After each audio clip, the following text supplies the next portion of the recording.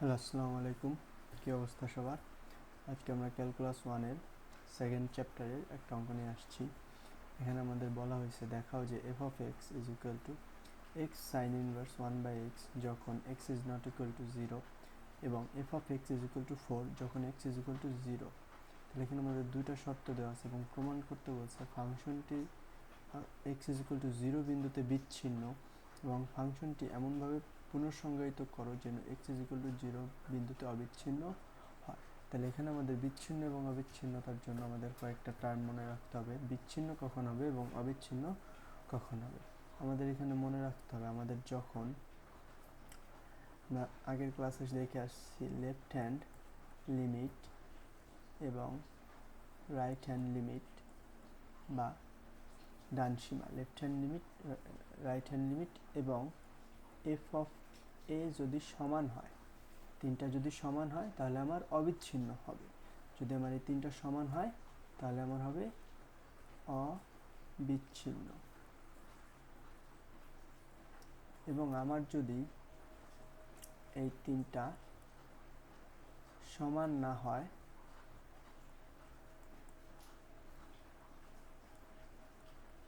এই তিনটা যদি আমার সমান না হয় তাহলে সেটা আমার হবে বিচ্ছিন্ন। বুঝতে পারছি? তাহলে এই তিনটা যদি আমার সমান হয় তাহলে সেটা হবে আমার অবিচ্ছিন্ন এবং এই তিনটার একটা যদি সমান না হয় বা তিনটা যদি সমান না হয় তাহলে সেটা আমার অবিচ্ছিন্ন হবে। এখন এইখানে আমরা দেখব, আমরা যদি শুরু করতে চাই লেফট হ্যান্ড লিমিটে, আমরা জানি লেফট হ্যান্ড লিমিটে যদি এক্স টেন্ডস টু এ থাকে তাহলে লেফট হ্যান্ড লিমিটের ক্ষেত্রে এ মাইনাস হবে এবং যদি রাইট হ্যান্ড লিমিটের ক্ষেত্রে এক্স টেন্ডস টু এ থাকলে এ প্লাস হবে বা পজিটিভ হবে। অর্থাৎ আমাদের যদি এখানে এক্স টেন্ডস টু 0 থাকে তাহলে আমাদের লেফট হ্যান্ড লিমিটের ক্ষেত্রে মানটা আমরা 0 মাইনাস নেব, অর্থাৎ সেই মানটা আমার হয়ে যাবে 0-র কাছাকাছি নেগেটিভ দিক থেকে। এবং যদি রাইট হ্যান্ড লিমিটের ক্ষেত্রে যাই তাহলে সেই ক্ষেত্রে আমরা এক্স টেন্ডস টু 0 হবে এবং সেটা কী হয়ে যাবে 0 থেকে একটু বেশি পজিটিভের দিকে। তাহলে এটা যদি আমরা প্রমাণ করতে চাই তাহলে এই জিনিসগুলো আমার লাগবে। আমরা অঙ্কটা করি তাহলে আমরা আরও ভালোভাবে বুঝবো। তাহলে আমরা দেওয়া আছে প্রদত্ত ফাংশন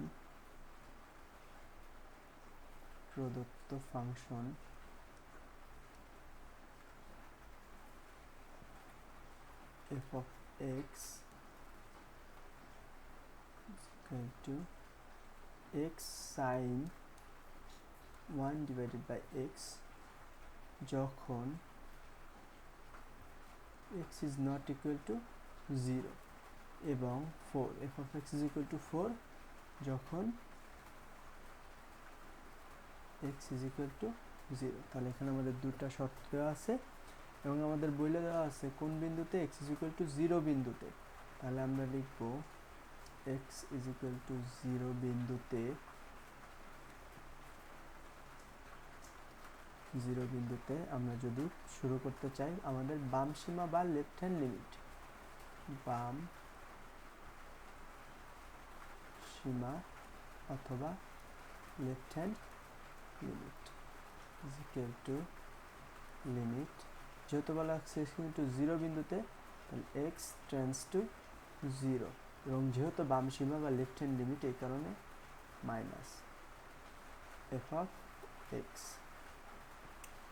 তাহলে এখানে আমরা লিখতে পারি লিমিট x টেন্ডস টু 0, তাহলে 0 থেকে একটু কম, 0 না অবশ্যই। তাহলে এখানে কোন শর্তটা মেনে চলতেছে? এই শর্তটা মেনে চলতেছে।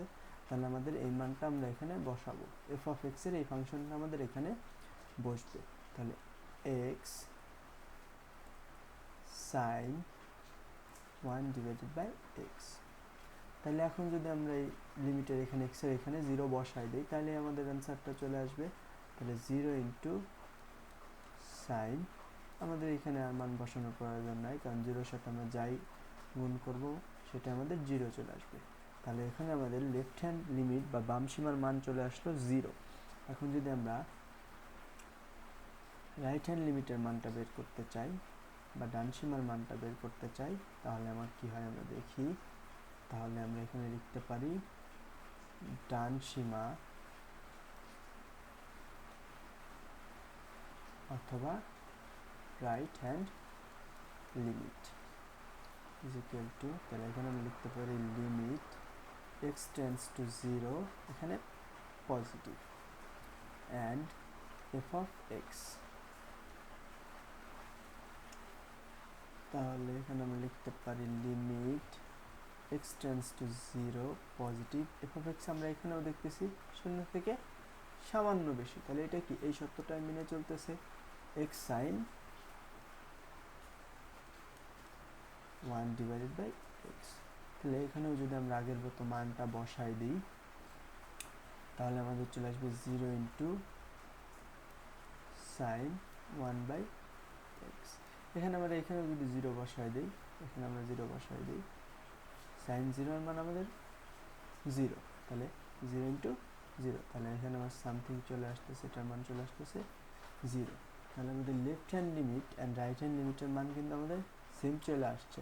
এখনই কিন্তু আমরা বলতে পারি না এটা আমাদের অবিচ্ছিন্ন, আমাদের আরেকটা জিনিস বের করতে হবে এফ অফ এ, অর্থাৎ এখানে এর মান কত দেওয়া আছে 0, তাহলে এফ অফ 0, এফ অফ 0 মান কত হবে আমরা যদি খেয়াল করি এফ অফ এক্স, এক্স যখন 0 তাহলে এক্স এর মান যদি আমরা 0 বসাই তাহলে এফ অফ এক্স এর মান কত চলে আসবে 4 চলে আসবে, তাহলে আমার এটার মান কত 4। তাহলে কি তিনটা আমার মিলছে? না, মিলে নাই, যে কারণে এটা কি আমাদের বিচ্ছিন্ন, অবিচ্ছিন্ন হইতে পারে না। এখানে আমরা লিখতে পারি অতএব বা যেহেতু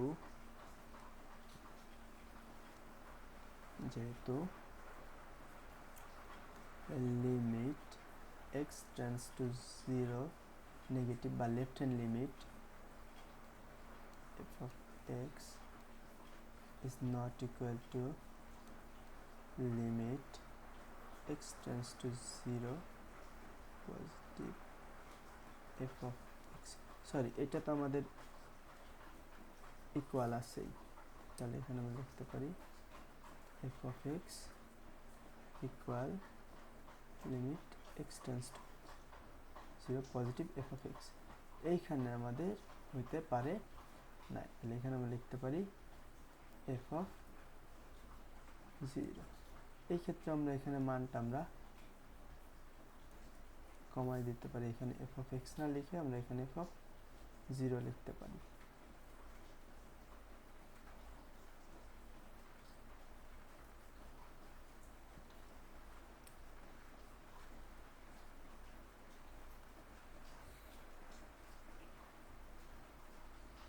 সরি, এখানে আমরা f of x ই লিখব, কারণ এখানে আমাদের তো সীমাটা আমাদের দেওয়াই আছে।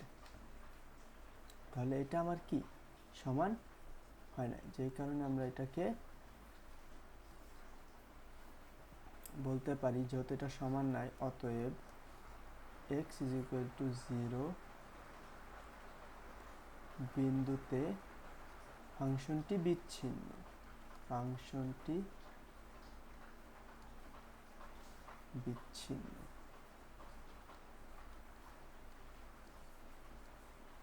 আমাদের প্রথম পোরশন শেষ, আমরা বিচ্ছিন্ন প্রমাণ করে ফেলছি। এখন আমাদের দ্বিতীয় অংশে বলছে ফাংশনটি এমনভাবে পুনঃসংজ্ঞায়িত করো যেন x is equal to 0 বিন্দুতে অবিচ্ছিন্ন হয়, অর্থাৎ আমাদেরকে এমন একটা শর্ত তৈরি করতে হবে যাতে left hand limit, right hand limit এবং এফ অফ এর মান সেম আসে। তাহলে যদি আমরা নেক্সট পেজে যাই তাহলে এটা করার জন্য আমরা বলতে পারি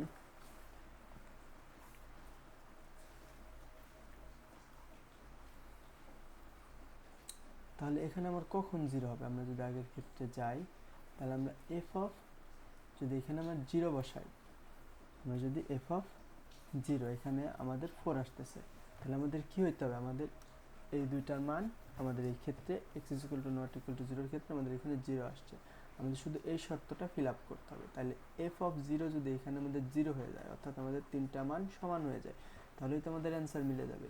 তাহলে সেক্ষেত্রে আমরা লিখতে পারি f of 0 is equal to 0 হলে limit x tends to 0 positive f of x limit x tends to 0 negative f of x to f of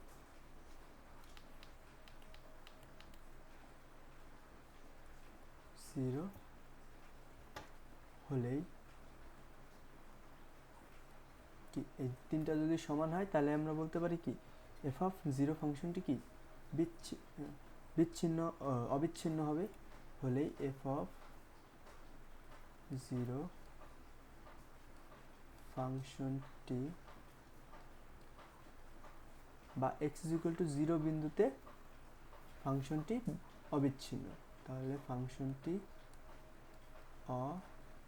অবিচ্ছিন্ন। ডান।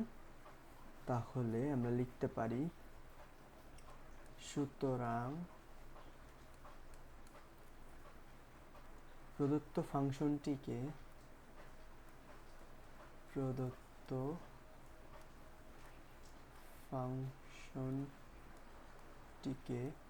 নিম্নরূপে প্রকাশ করলে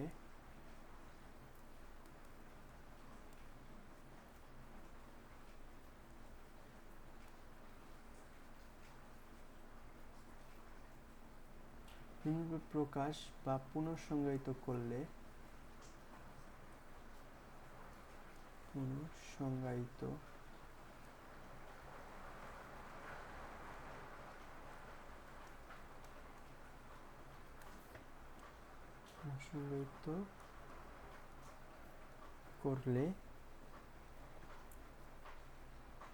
উহা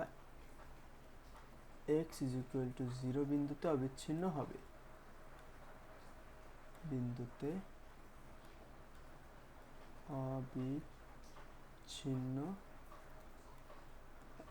তাহলে এটাকে আমরা কিভাবে যদি করি, তাহলে এটাকে আমরা এইভাবে লিখতে পারি f of x, আমাদের শর্ত দুইটা হবে কেমন, প্রথমটা লেফট হ্যান্ড লিমিট এবং রাইট হ্যান্ড লিমিট একই ছিল, তাহলে x sin 1/x যখন